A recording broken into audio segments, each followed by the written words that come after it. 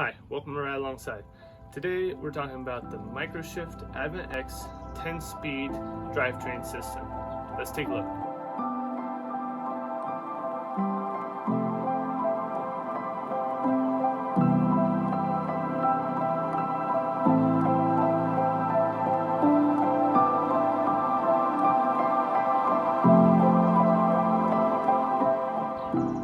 So I am sure that many of you have probably switched over to 1x10.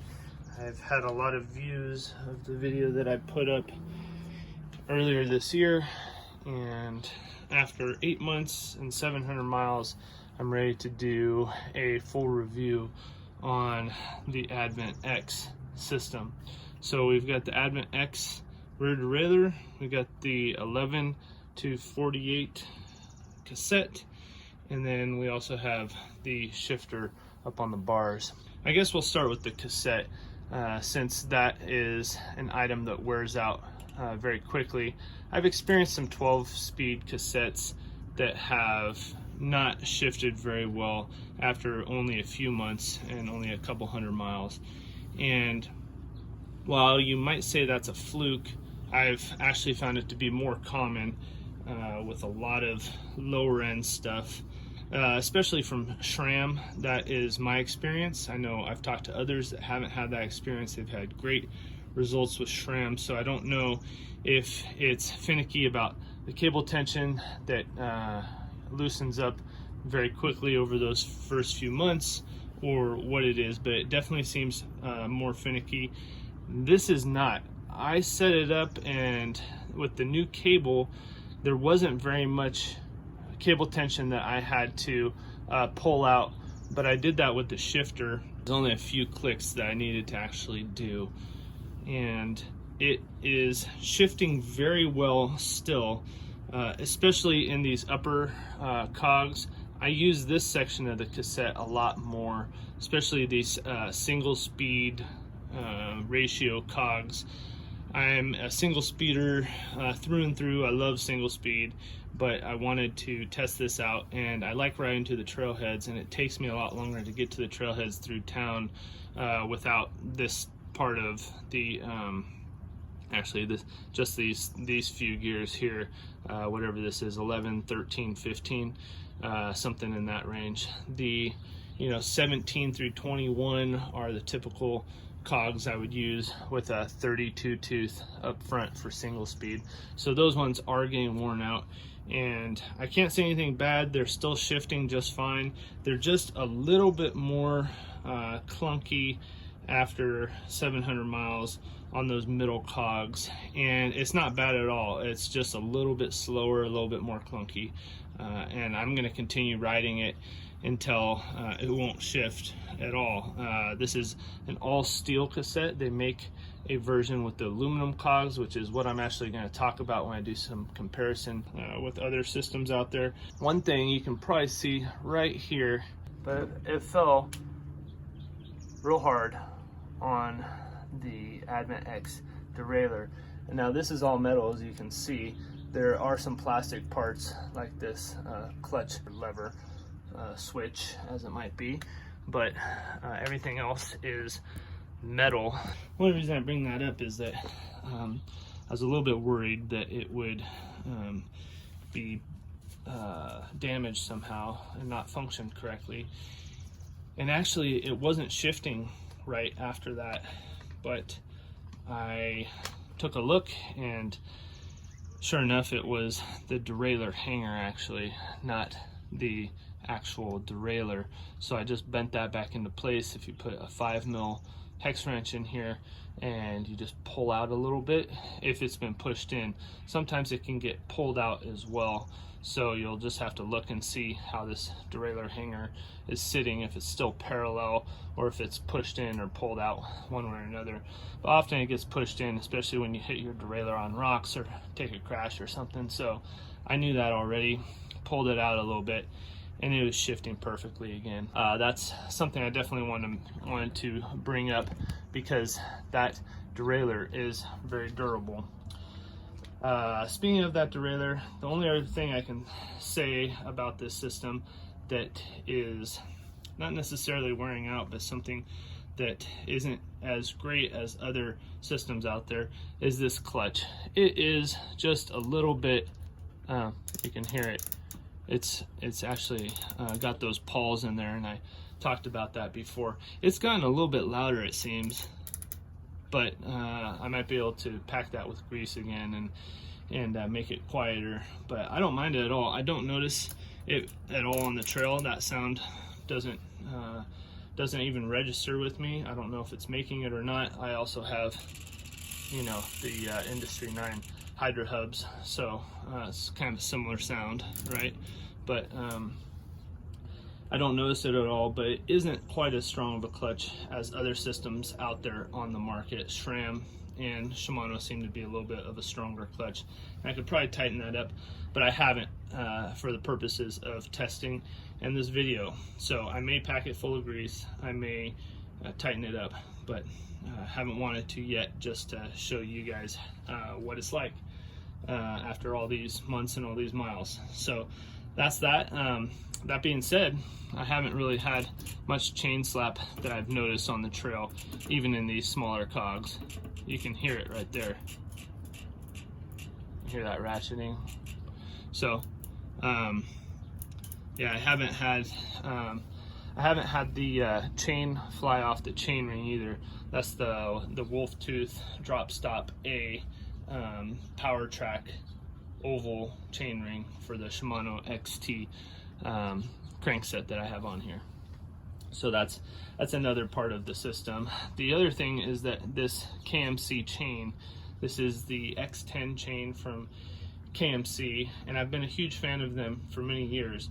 I've had one chain that has been similar to this chain, and I don't know if I just got a sub-quality chain from KMC this time or not, but the quick link actually broke on me. The two pieces that go together, pin part that slides into that outer plate, actually bent and was half broken.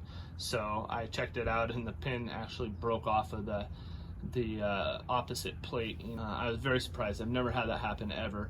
And then another time, one of these links has broken. I'm still running the same chain. I have a backup chain to put on here. I think I'm going to go back to single speed for a few months now that the testing is over on this this drivetrain system. I still have some pieces of plants in there on these derailleur pulleys, but everything's been going great on this. I have loved this drivetrain. I'm a huge fan. I don't see myself going to 12 speed or even 11 speed, and I've been finding some real deals on that stuff lately too. So it'd be easy for me to justify going to 12 speed or even upgrading to like a XTR 11 speed, because they're a lot cheaper now. So it's lightweight, it's durable, it's inexpensive. There's no new standards. There's this is the 1148 tooth cassette. This one's all steel, like I said, but the aluminum version, which most people are going to have, will only run you $60, and it is 424 grams. So compared to the XT 12 speed, it'd be a 10 to 51 tooth cassette, and that would be 470 grams. So 424 of the adventx 10 speed, 11 to 48, versus 470 for the 10 to 51 tooth XT.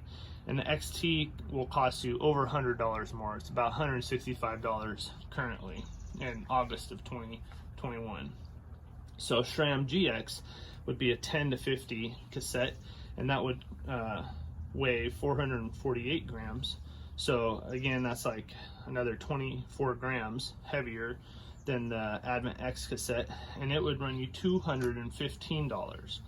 And then the SRAM NX, which is lower than the GX, would be a 11 to 50, so it'd be pretty comparable to this, a little bit bigger cog, just 2 teeth bigger than this biggest cog. And it would be 612 grams, and it'd cost you $100. Still almost twice the price, $100 versus $60 for the cassette. It's heavier and gives you just about the same range. The rear derailleur, it's durable, it's smooth. I've had the bike fall on it, bent the hanger. but it's easy to adjust. It's got these two hex key bolts. Close up of that. So those I bring up because almost every other derailleur for the high speed and low speed limits have Phillips heads or flat heads, and that's ridiculous. We don't use those on anything else on the bike. So having these hex heads is a lot more useful. We almost all carry some type of multi-tool with hex wrenches on it, right? We've got hex bolts all over the bike, all over the place. So that would make sense, right? And these are always hex bolts here holding the cable, so why wouldn't you have hex bolts there? So I think that's a really smart design. It runs $72 for that derailleur. That's very inexpensive compared to all of the other derailleurs out there. I don't think any of them are $72.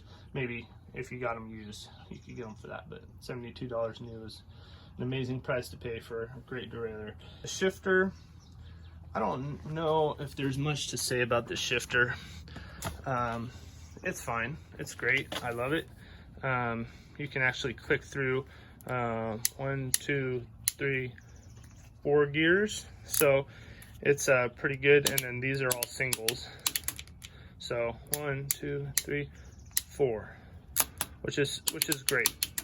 I love that, and I've been impressed with it. It's got this silicone pad on here. It's great. Everything about it's great. It's light, it's clicky, it feels a little bit more like you got a little bit more feedback than a Shimano. Maybe not quite as much as SRAM. I'd say it's right between the two, but it's push. I like Shimano's where you can pull it back with your finger. So, but yeah, it's really easy to get used to. It's very comfortable. You can see it's worn off a little bit here with the paint. After 700 miles, that's to be expected. But it's great. It's a great shifter. I think that's about it, guys. I thank you for staying with me for the whole video. I guess I'll just compare all of the other weights. So adventx shifter is, let's see, this will be adventx, Shimano XT, and then GX, and I'll compare the shifter, derailleur, and cassette weights. So adventx 120, XT 120, GX 122 for the shifter. The derailleur adventx is 313 grams, XT is 290, GX is 290 as well. So the derailleur is about 23 grams heavier on the adventx. For the cassette, we've got adventx with 424, XT with 470, and GX with 448, which I already shared with you guys those numbers.